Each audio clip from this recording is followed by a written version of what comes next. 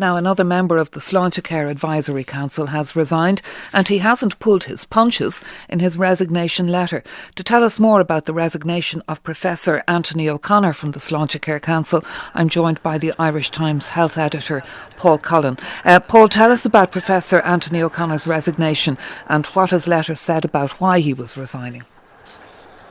Yes, Professor Anthony O'Connor is a well-known consultant based in Tallaght, and he's also a member of the Advisory Council to Sláintecare, and he becomes the latest resignation in this saga which has been unfolding in recent weeks. He in his letter to the Minister, as you say, he doesn't pull any punches. He refers to fundamental failures of governments and accountability that make any chance of Sláintecare succeeding. He refers to the culture of collaboration in Sláintecare being bulldozed, and that what the government is now planning being incongruous with the principles of the project. And he was one of a number of council members who met officials from the department on Wednesday. It certainly seems from the council's side that meeting did not go well, because in his letter, Professor O'Connor is very critical, particularly of those leading the project in the department. He's talking about a culture of being at least indifferent and at worst contemptuous to managers and clinicians and patients. And he says it's abundantly clear that not all of the people have the skill sets for the job. And that the values that they have are fatally destructive of Sláintecare. So, as I say, it's the third resignation in as many weeks or as many months, and it's possibly not going to be the last in this one. Yeah, and it's curious. I mean, this day week ago, HSE Chief Executive Paul Reid was on this programme, and he was talking about his commitment to Sláintecare. In fact, that being one of the reasons he took on the job. And there's clearly, we have people on both sides of this argument about the future of Sláintecare, all of whom are saying they believe in it and are clearly at odds about how to deliver it.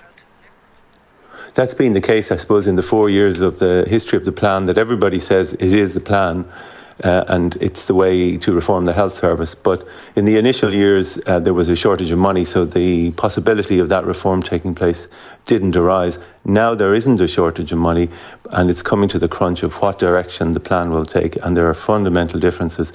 There are a lot of moving parts in this story, but there is the Department of Health, which is used to creating policy and having overall management of the health service. There's the HSE, which is the operational arm. There's government and the Minister for Health. And there was the Advisory Council, which was brought in to steer through reforms. And of course, Laura McGahey and Professor Tom Keane, two reformers, resigned because they felt that they were effectively banging their head against a brick wall, and no further progress could be made. We still don't know the depth of the texture of the reasons for their departure. We know it's about issues about breaking up the health service, the HSE, into regional bodies, the consultant contract, and waiting lists, plans to abolish waiting lists. But we don't know exactly what happened in recent months to force out so many people.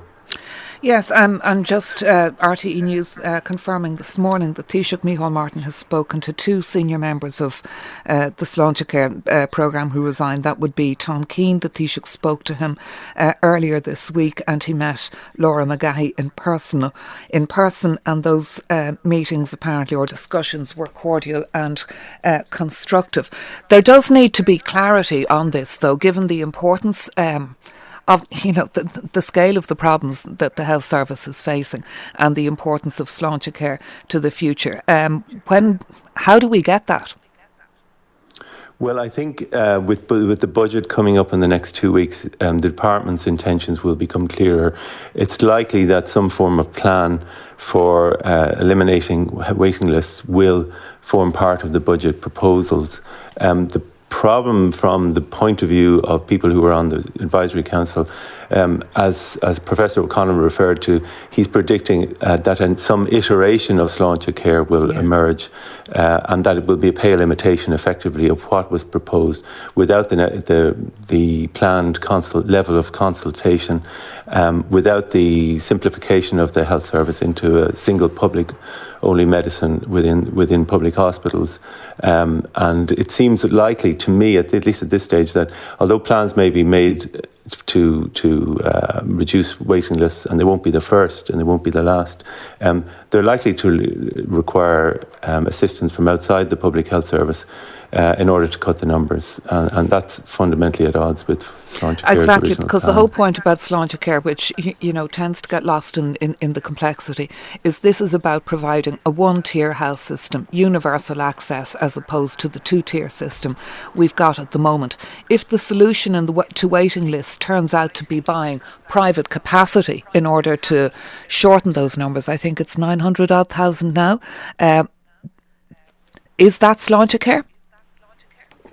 No, it's not. And in my experience in covering health, they are capable of coming up with plans to cut waiting lists. You throw money at the problem and the problem goes away for a while. You take the money away as circumstances change and the problem comes back.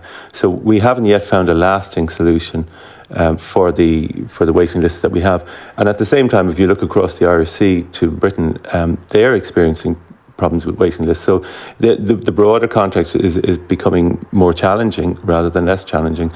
So at the moment, and there will be meetings, there will be, I know that, for example, that the council members want to meet the three party leaders, and I think the remaining council members are seeking an extension of their term, and they may be making statements shortly. But fundamentally, I think perhaps we mustn't lose sight. This is about the patients. This is about solving the problems of access to the health service. Many things work well in the health service, but the problem of access doesn't. And that's what we're trying to cure here. Paul Cullen, Irish Times Health Editor, thank you very much indeed for joining us.